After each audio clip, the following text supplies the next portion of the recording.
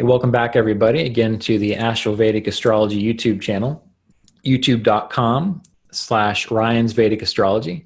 I'm here again with Fernando Raul Castro. We did a previous video on Mercury for a Virgo Ascendant, and today we're going to do Venus for a Virgo Ascendant, again, to give us a deeper insight related to how does Venus function specifically for a Virgo Ascendant. So welcome back, Fernando. It's good to see you again.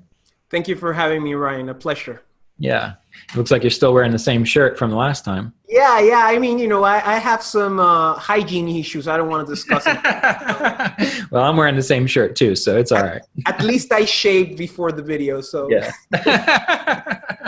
Yeah, I didn't. I got to work on it. But anyway, all right. So we're going to look at Venus for Virgo Ascendant. And Venus is a very important, well, they're all important planets for every Ascendant, but for Venus, Venus rules the 9th house for a Virgo Ascendant, which shows that even though Mercury deals with the projection of the Virgo Ascendant and the status and the career to a degree of the Virgo Ascendant, Venus is the planet that deals with the Dharma or the sense of purpose for a Virgo Ascendant. Now, I make that distinction because you can have a strong 10th house lord that gets you involved in certain things, and that is the activity you are involved in because that's the 10th. But it is the 9th lord, it is the Navamsha, it is all things related to this idea of the number 9 that give us a sense of, is the person going to find a fulfillment through, again, purpose within their life. And Venus also rules the 2nd house, which deals with what? It can deal with speech, the things we ingest. It can deal with early childhood. So for a Virgo Ascendant, these two things are going to be tied together, which is why sometimes when you hear people say, well, when you want to know what your purpose is, look back to your childhood and the things that you were interested in then. For the most part, that'll be accurate, but it'll be very accurate for a Virgo Ascendant because Venus is tied to the 2nd and 9th lord. So Fernando, when you're thinking about Venus for Virgo, what are the qualities that Venus brings to Virgo in your experience? Well, the first thing is that, as you said, you have Venus ruling Kutumbasthana, which is basically responsibilities, family, and overall, finances. And you have him ruling the 9th, which would be the Shubhasthana, which is basically happiness, dharma, and overall, the worldview that one has of life. And as you perfectly described the differences between what would be your activity in the 10th and what would be your outlook in the 9th. And obviously, being Venus, the person is going to see his finances, his responsibilities, and his family ascendance in terms of where he comes from, with much relaxation, with pleasure, with even some femininity. And at the same time, he's going to see his teachers, even his father figure, with the same perspective, with the same Venusian perspective. He's going to be able to recognize what his finances, what his responsibilities are, because that's what Venus do. Venus is the thirst to really, know what you need to take the good decisions in life. However, it's very interesting because even though he's the 9th and the 2nd, he gets debilitated in the 1st and exalted in the 7th. So we see that maybe the person, although he's going to be able to recognize what he has to do to study his dharma, his teachers, even his father, and at the same time his family, his finances, his responsibilities, he's going to address them with a Venusian outlook, but he's probably not going to be able to address them in a personal, internal way in terms of it being debilitated in the 1st.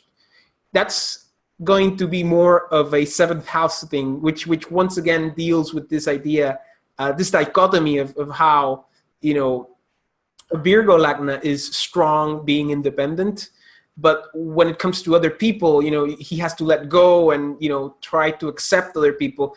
But with this combination of Venus here, other people are going to are going to show the Virgo Lagna native, how to address the 2nd house and 9th house issues. And it's very interesting because this is a potential yoga karaka planet in terms of its combinations with other ones in the chart for a Virgo Lagna. So it's very interesting. It gets debilitated in the first, but it gets exalted in the seventh. So once again, we see that finances, family, ideology, perspective, worldview is going to be strongly influenced in principle by other people in terms of how this arrangement sets up the chart for a Virgo Lagna. Right, right. And the point that you made in the previous video on Mercury with this idea of, in a sense, kind of trying to let go of control of other people, which is where Virgo tends to mess up.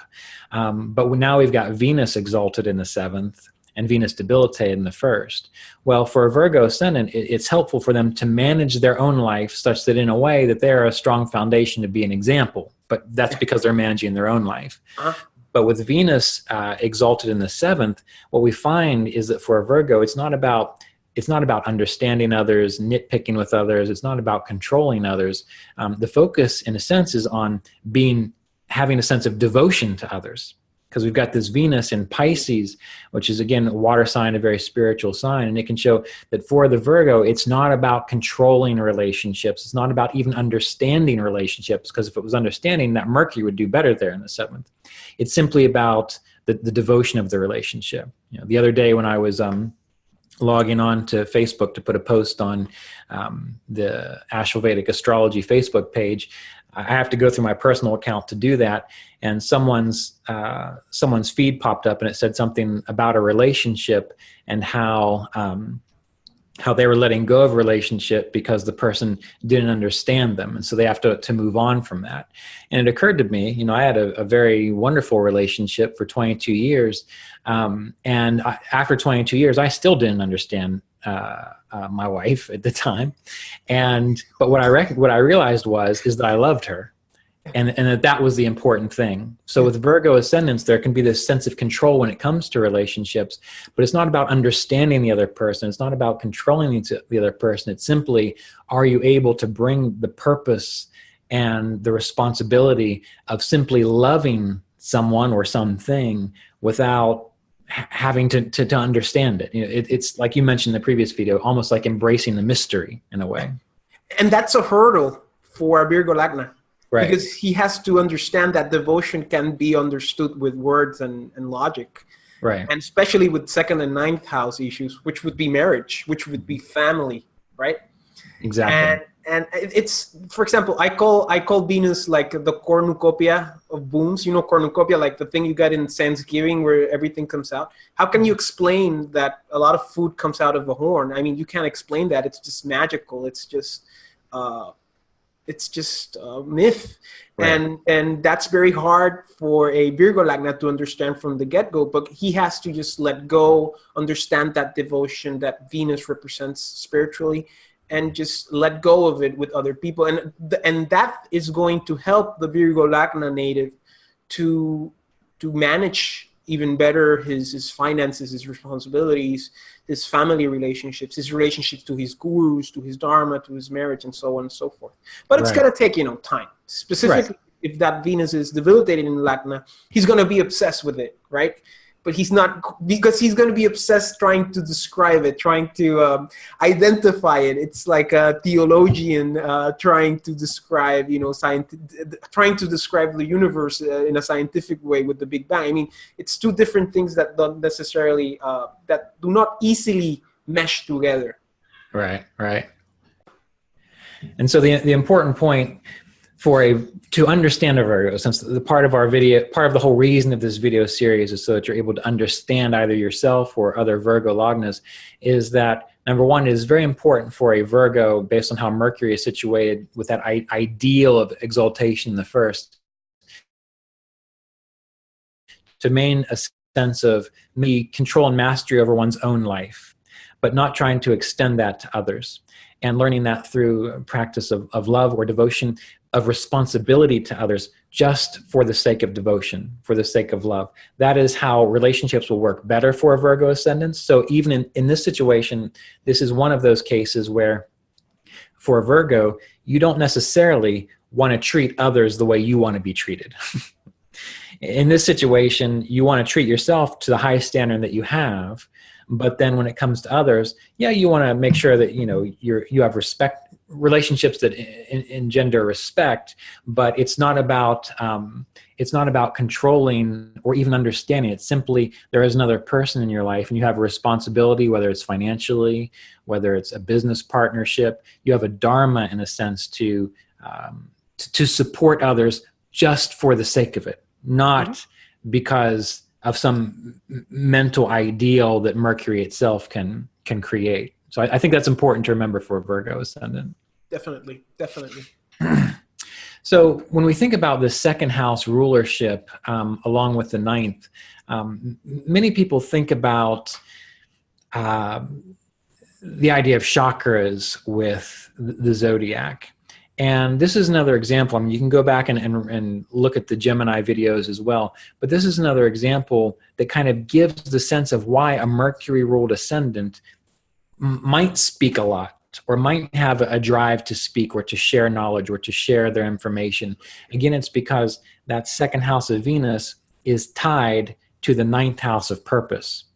So that's why when you get a Virgo ascendant who's had a lot of health issues, who's suffered with digestive issues, who can't figure out what's wrong with them, and they go through this purification process to understand it, then they want to share it with others because it feels like it is intimately a part of their dharma to relate to others their own personal experiences and how they managed it, right? Do you find that to be the case when you think about Virgo ascendants and sort of just the things that they're interested in, things they'd like to share? Oh, definitely. And not only that, how family, in a way, becomes also very important in terms of how the person develops his worldview, his spiritual, because the second and the ninth are connected, and how at the same time he might spend money in education. Mm-hmm. And at the same time, how the family per se and the father figure have these Venusian qualities of relaxation, of pleasure, of just being, calm, of just being, pleasant. To the eye, and not necessarily having a lot of having separation between those two factors. Of course, the dignity of Venus is going to determine the overall quality of those two houses. Right. But in a way, he is going to speak Dharma because it's the second and the ninth combined. How exactly. And what context is going to depend on the position of that Venus. But without a doubt, these are going to be natives, the Virgo natives, who are probably going to talk a lot about ideology, perspectives of life, worldviews, in a very Venusian way. Mm-hmm. And probably if the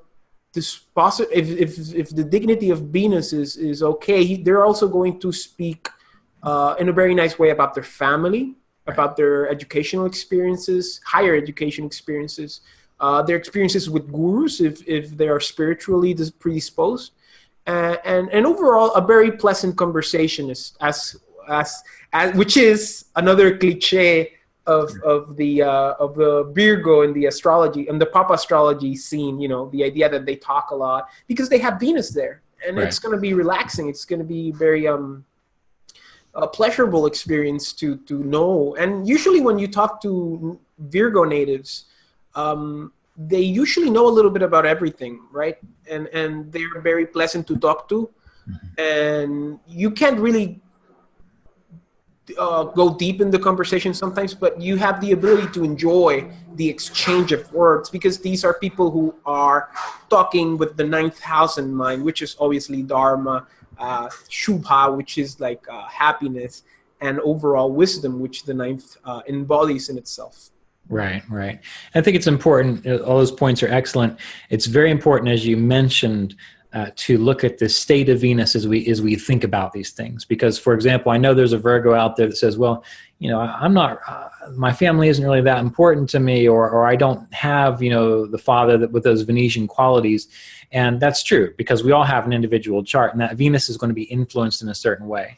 What we're discussing is the ideal. If we're looking at the ideal of Virgo with Venus, this is what we're going to see. Yeah. And by paying attention to those positive qualities of Venus, by developing them, they can also help to uplift that Venus and get the individual more aligned potentially with what Virgo is all about. So keep that in mind. That's why you need an astrologer to look and see what's up with Venus before Yeah.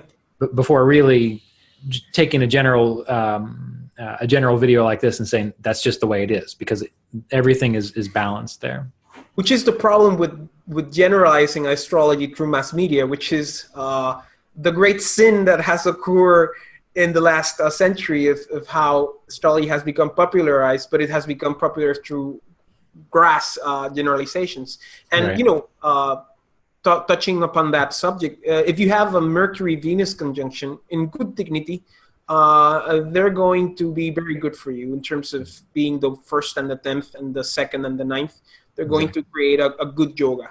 Although if you have a bad dignity, if you have also the moon there, then it's not going to be as good as it could. Right. But that's something that you have to take in mind. And also, you know, the Rajasic qualities of Venus go very well with the Rajasic qualities of Mercury. Mm-hmm. And you see how these two are going to mesh in terms of the 2nd house, which is obviously the mouth, and Mercury has to do with communication. So you're going to see how that Raj Yoga, if it happens, is going to be expressed through the combination of the factors that work together in terms of these two planets that more or less are okay in terms of their friendship scheme. Right. Good. All right. Well, we'll go ahead and conclude there for our video on Venus and Virgo. So thank you, Fernando, for being with us today. And one more time, if you could just, your website is fernandoraulastrology.com, but the Raul has the rolling R and the astrology does not, right? Yeah. And you can go there. Everything's in Spanish, but you know, I obviously I speak English, so you can just write to me in my email, which is fernandoraulastrology@gmail.com. And I also you haven't been speaking Spanish this whole time? No. I've been speaking German. Oh. So yeah. So Sie können mir schreiben? No, I'm just kidding. So do you actually speak German? Yeah. Okay. I lived in Germany for a while. You can also write to me an email, and I also have my YouTube channel where I do, you know, high quality Jyotish videos in Spanish. Excellent. All right. We'll move on with Mars for Virgo Ascendant in our next section.